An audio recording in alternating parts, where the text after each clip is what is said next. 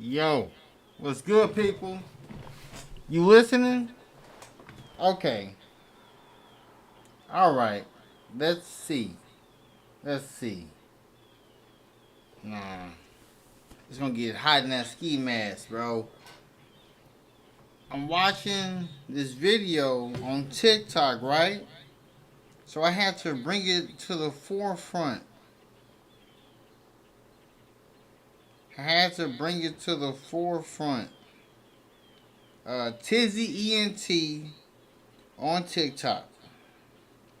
We're gonna watch this video because it's crazy that the Uvalde Police Department, who is still being paid, waited 40 minutes to save. They could have saved all 19 of them in there.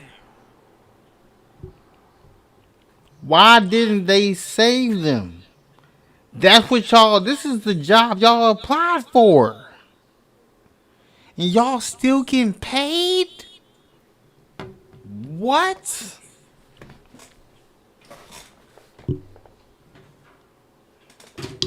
I work for the Krusty Krab. You feel me? We gotta get this understood. Let's talk about it, right? Let's talk about this. So we about to watch this. We about to listen on in. Let's bring it up. Alright. Angeli Gomez. Listen to what she says. Alright? Y'all listening? He said, well, we're going to have to arrest you because you're being very uncooperative. I said, well, you're going to have to arrest me because I'm going in there, and I'm telling you right now, I don't see none of y'all in there. Y'all are standing with snipers, and y'all are far away. Hold up. If y'all don't go in there, I'm going in there. So that is Angeli Gomez. She is the Uvalde, Texas mother who went into Robb Elementary while the shooting was still active, saving her two children as well as one of her son's friends, which you can see here. He said, well, we're going to have to arrest you because you're being very uncooperative. I said, well, you're going to have to arrest me because I'm going in there, and I'm telling you right now, I don't see none of y'all in there. Y'all are standing with snipers, and y'all are far away. If y'all don't go in there, I'm going in there. So that is Angeli Gomez. She is the Uvalde, Texas mother who went into Robb Elementary while the shooting was still active, saving her two children as well as one of her son's friends, which you can see here. And in a recent interview, she gave a lot more details, like how when she arrived on scene and tried to go in, she was put in handcuffs. She witnessed police pepper spraying and even tasering some parents to keep them from going in. She eventually convinced one of them to let her out of the cuffs, at which point she basically bolted, jumped the fence, and then went into the school. And she said police were actually cutting through the fence to come after her and get her out, more than the shooter. But here's the kicker for me. You would think interviews with her would be playing around the clock, that they would have gotten these, within 15 hours of the event, because I heard about what she did really early on. Every news broadcaster there is wanted to talk to her, wanted to show her and tell that story. But she just did her first television interview. She hadn't done one before. Know why? Because Angeli's on probation, and local law enforcement told her, if you start speaking out, if you start talking about how you went in and we waited, we're going to violate your probation, and we're going to send you to prison for telling the truth about what happened. She ended up doing that interview because she went in front of a judge about her probation and told the judge what law enforcement had told her. And the judge said, I would never violate you. You are a hero. So she felt it was okay for her to say something. And just a reminder, all of those cops, the ones who didn't go in, the ones who threatened her, they're all still employed. They're all still getting a paycheck right now. But the link in my bio has a link to this petition that you can sign demanding that all the police who were involved be fired. So if that information pisses you off as much as it does me, maybe channel that into taking 30 seconds and signing this. Alright. So let me go to that petition.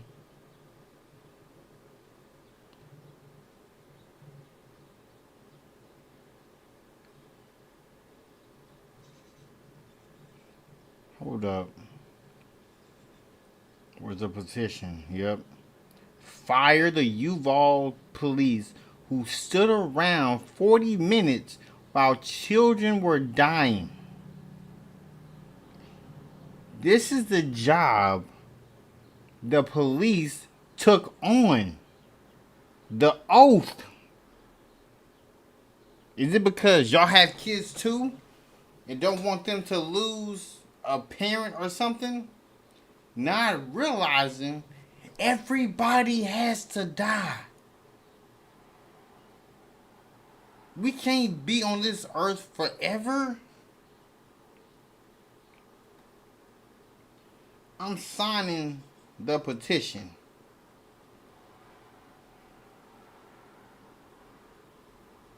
Because that is crazy. That a woman climbed the fence. Y'all were cutting through the fence to get to her instead of the shooter. Why is that?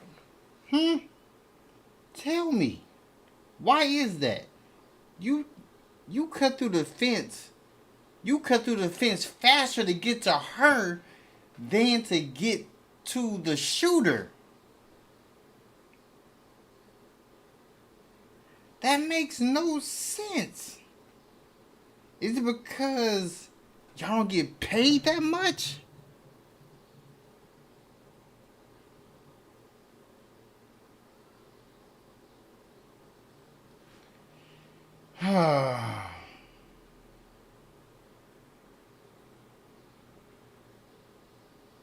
This is insane.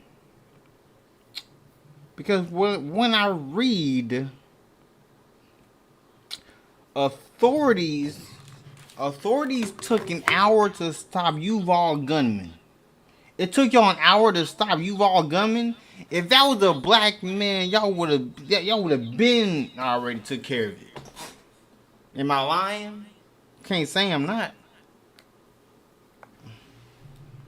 Because I'm pretty sure. Let me see. Let me pull it up.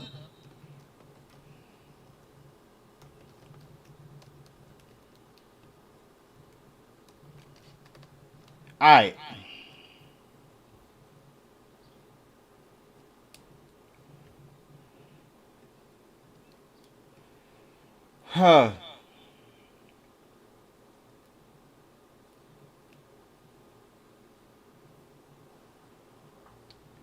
So, Salvador Rolando Ramos,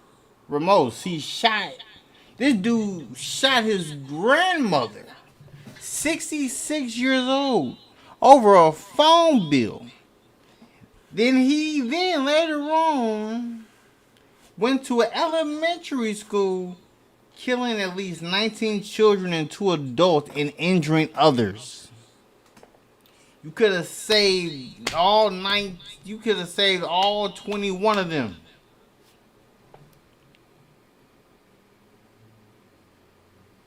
So y'all didn't find nothing. So the people who sold this man the gun didn't find nothing suspicious. Him getting a semi-automatic rifle at a local gun store on May 17th. He bought over 300 rounds of ammunition the next day. Then went back to the local gun store on Friday to purchase a second semi-automatic rifle. And then, where it says Texas officers waited more than an hour to confront school shooter as kids kept calling 911. It should only take one call. They shouldn't have to keep calling 911 repeatedly. Texas police admits wrong decision to delay response in school shooting. Who delays a response in a school shooting? That's not good. The governor says he was misled about law enforcement's response. I am livid. There were students trapped inside a classroom with the gunman repeatedly called 911 during this week's attack on the Texas elementary school, including one who pleaded, "Please send the police now." You mean the police? Hold up. Let's go. Let's see.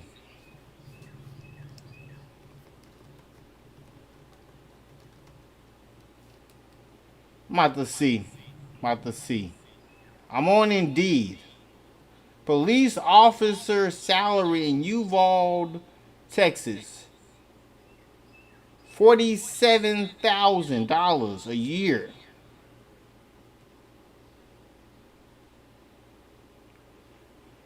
So, you have 10 years worth of experience. You can be making $65,000. This is insane. You're getting paid almost $50,000, and you can't go save a life. That's what the police does. I know in the beginning, police were after African Americans. Now it's to protect the peace. But it's not like, it don't seem like the cops are protecting anything.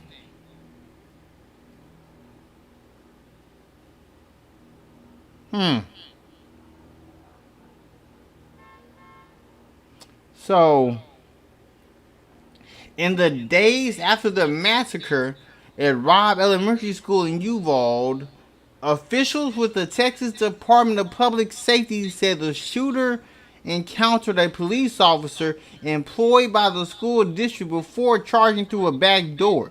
Wait a minute. So you're telling me there was actual police officer there that could have stopped this from even happening?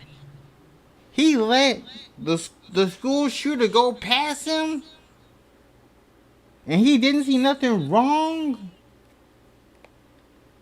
And this kid charged through the back door. He gave conflicting accounts about whether the officer fired at the gunman. You need to fire the police that was hired there.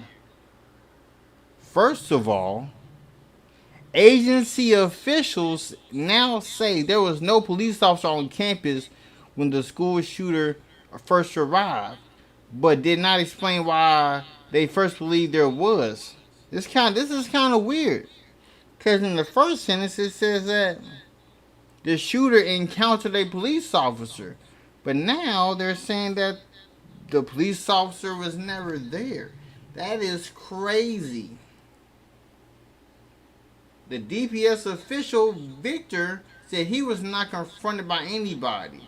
The gunman crashed a truck in a ditch near the school at 11:28 in the morning, fired at two passersby on the street, then entered the school 12 minutes later through a back door before police arrived. This guy had a vendetta against somebody. This all stems from him shooting his grandmother. This is not good. And then there was the Angeli Gomez woman, mother of two.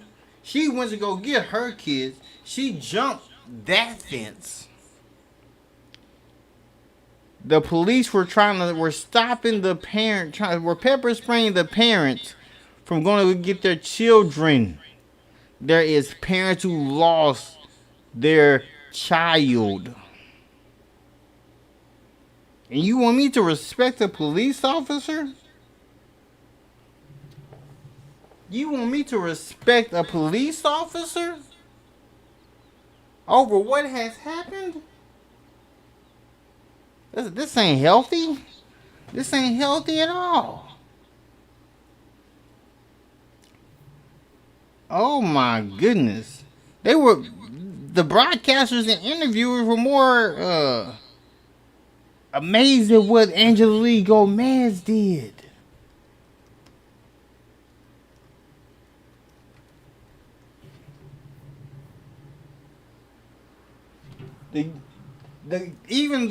The cops, the Uvalde cops, reportedly tried to silence this mom who rescued her kids and criticized the police response. You know what this is surrounding? This is surrounding by bad management. There's a bad hierarchy in the police department. Why do you think there's like so many bad cops? Because they're not making enough money. There's some police officers who got their hands in the cookie jar and they're getting greedy. I be feeling like some of these school shootings be orchestrated. And why I feel like some of these be orchestrated, I'll tell you why. I'll tell you why. I'll tell you why. Let's talk about the history of school shootings in the United States. Let's talk about it, people. Because there's a reason. I know there's a reason. Because some of the shootings in the schools, they sometimes, there's kidnappings when this happens. They might put that the child is dead.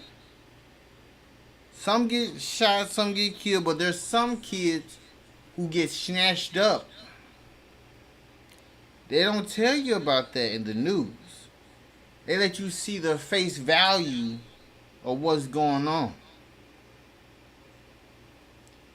The 1700s, the earliest known United States shooting to happen on school property was the Pontiac Rebellion School Massacre on July 26, 1764, when 4 Native American Indians entered the schoolhouse for near present-day Greencastle, Pennsylvania, shot and killed schoolmaster Enoch Brown, and killed 9 or 10 children.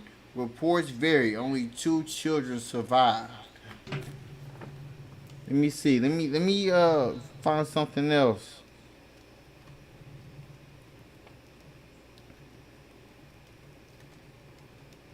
Alright.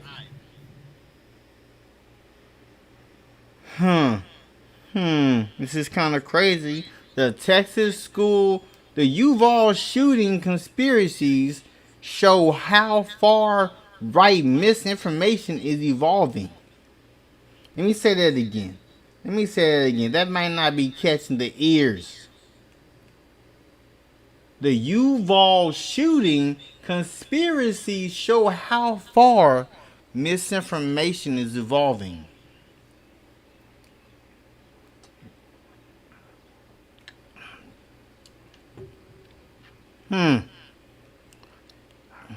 Even before details were known about the shooter who killed 19 children and 2 school faculties at Robb Elementary in Uvalde, Texas, fringe media were awash in rumors, conspiracy theories, and misinformation. Some posts incorrectly identified the shooter, while others posited without evidence that the massacre was a government-orchestrated false flag operation. You hear that?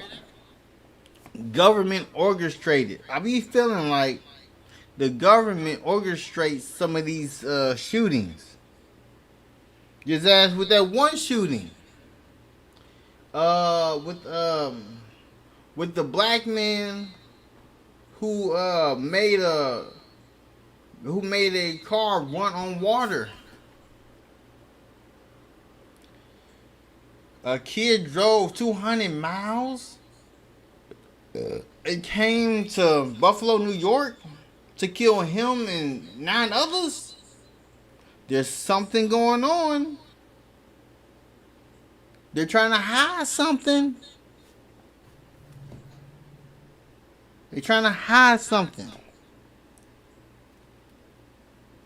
Somebody said, with the tragic, here it is. With the tragic events following closely on the heels of another mass shooting in Buffalo, New York. First, you got the one in Buffalo, New York. You got the one in Uvalde, Texas. There's something going on in America. Who is orchestrating these to happen? Because with gas, gas is being used faster. Why? Because they're mixing, you're not really putting gas in your car. You're putting, it's, I don't know, I forgot what it's called, but you're using the gas you're putting in the car is, you're like exerting it faster. You're exerting that faster.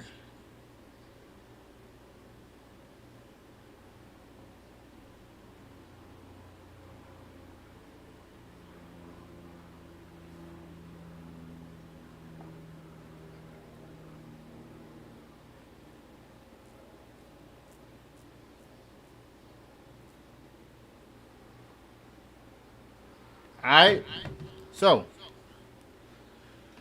with the tragic events following closely on the heels of another mass shooting in Buffalo, New York, the online discussion reverted to unfounded narratives and scapegoats that have become all too familiar as the country grapples with the continued toll of gun violence. We losing lives every day, people. This is the worst case scenario without a manifesto and a known motive. The speculation is just going to get worse and worse as to what drove the shooter to do it, said Sarah Aniano, an extremist researcher who focuses on the rhetoric of the far right on social media. But it also provides a really fertile ground for more conspiracy theories to sort the accumulate and spread in the information ecosystem.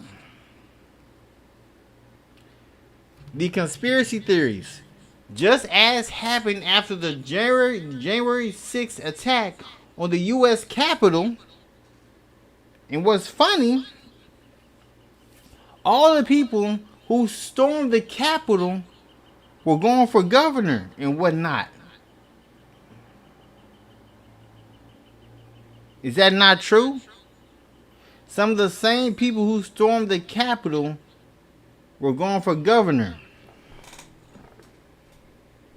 Let me check.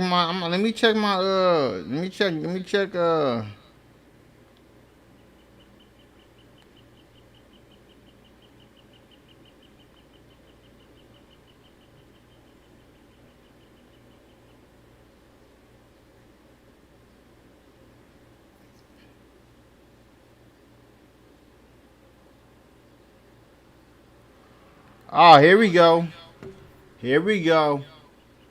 I found some.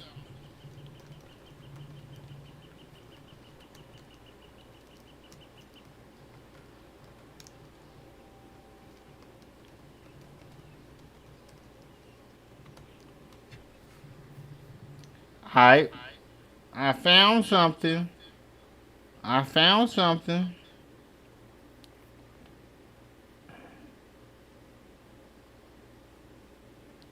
Oh, this is crazy. Right? This is insane. You looking at this? That's before I get to that, conspiracy theories. Alright. Just as happened after the January 6th attack on the U.S. Capitol in the recent Buffalo shooting,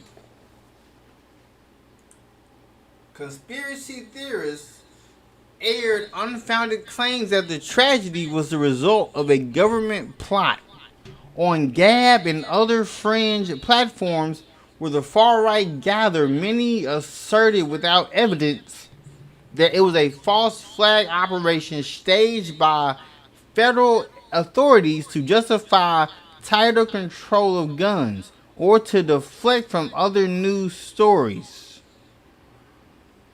Sometimes that manifests as accusations of there being crisis actors similar to false accusations like what we saw post Sandy Hook, said Angel, referring to the 2012 shooting at a Connecticut elementary school that killed 20 children and 6 staff. One of the more obscure narratives that animated some of these unfounded accusations involved a secret project that ended in 1973 called MK Ultra. In that program, the CIA assault methods of mind control on human subjects through the use of LSD or psychological torture. After the shooting in Uvalde, some took to social media with baseless inferences to suggest that the program was somehow accountable for the gunman's violence. Now, let's make a little turn over to when the Capitol was stormed. The same people that stormed the Capitol are running for office. There's something wrong with this. The same people who stormed the Capitol, are running for office? That's very interesting. At least 57 individuals who played a role in the day's events, including some who were arrested on charges related to the Capitol attack, are running for office in 2022.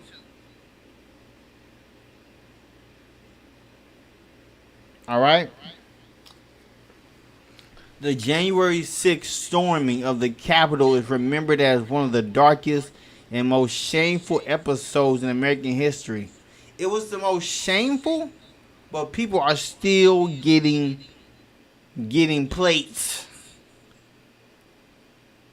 So, the same 57 people who played a role in that day's events, either by attending the Save America rally that preceded the riots, gathering at the Capitol steps, or breaching the Capitol itself, are now running for elected office. How is that possible? How is that possible? Let me know. Let me. I'm trying to understand. I'm trying to understand. How can you storm a Capitol and still be elected for office? How is America set up? What is America set up on? I can tell you what America is set up on. It's set up on lies. America was built off of the backs of African Americans. Black women have the Eve gene. Black women could be Chinese, Asian. They can be any nationality. Not like, you see how Caucasians, like they try to be like they on top, but they not. They not on top. They not the top dog. We about to claim our spot back, and that's what they scared of. Because there's a shift happening, and they don't want that to happen. They don't want that to happen. Rather than disqualifying them from public service, the events of January 6th appear to have served as a political springboard for dozens of Republicans who will be on the ballot this year for federal, state, and local offices. Wait. So you telling me that you can't disqualify them? Now let's base this off of, let's say Democrats and Republicans, they're games. So basically, the Republicans said, hey, y'all on these lists, if you want to be in the club, if you want to join, if you want to be elected in the office for federal, state, or local, you got to do this. That means that they did what they were asked of them. Some went above and beyond. It's difficult to state with precision just how many of those who participated in the rally of the ellipse, marched to the Capitol, or stormed the building will be on the ballot in 2022. Many states candidates filing deadlines are months away, but a political review of the Department of Justice case reports social media posts, news accounts, and interviews with attendees found that last year alone, 11 January 6 protesters were elected to office, ranging from state legislator to city council to school board. So the same people who stormed the Capitol got a shot at being a state legislator, a city council, a school board. These are their job. These are like, basically, when they stormed the Capitol, that was like their job application. Like, oh, you want this job? You got to do these things. They didn't have to sign a paper. This is what that's showing me. This is insane. So they get an easy bag for not respecting the law that they created. This is what white privilege does. This is crazy.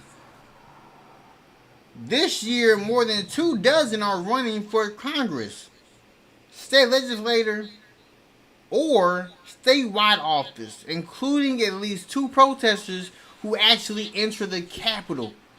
At least 5 January 6ers are gearing up for gubernatorial races, among them Doug Mastriano, a Pennsylvania state senator and a leading voice in the national movement to discredit the 2020 election results. Hold up, bro. So you telling me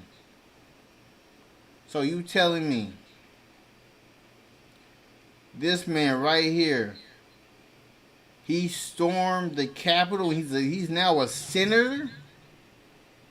So at least 5 January 6ers are gearing up for gubernatorial races.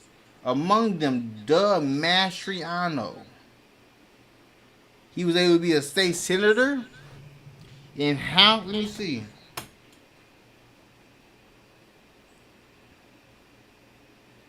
me see. Hold up.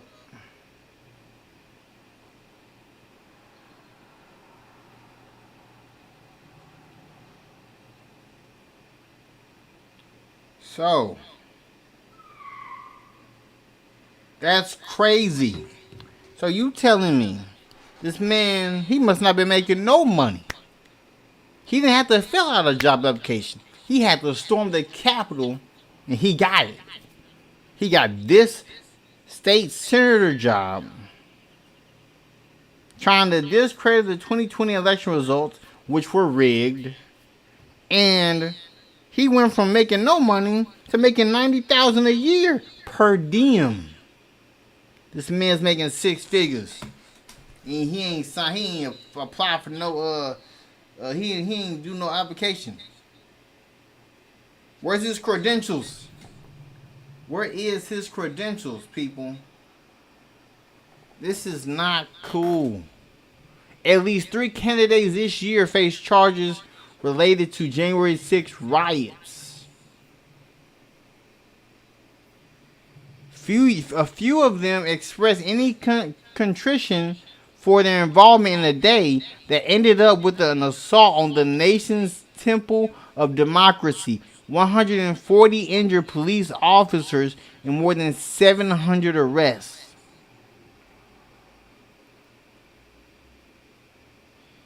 Kelly, like the majority of January 6 protesters who will be on the ballot this year, did not enter the Capitol or fight with police officers. And the rally in support of President Donald Trump's false claims of a stolen election was not his first. Kelly led the rallies in Lansing, Michigan in November 2020 to protest the presidential election's results, and is a co-founder of American Patriot Council, an organization that demonstrated against COVID restrictions at the Michigan Capitol building in April 2020. That April demonstration drew national notice when armed protesters tried to enter the floor of the chamber and then occupy the gallery above. Let's see. This is insane. I feel like we just reliving moments. That's it. I feel like we just reliving moments. I feel like the world has seen this over and over again. We're just in limbo.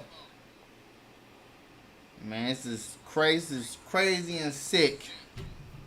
I'll be right back.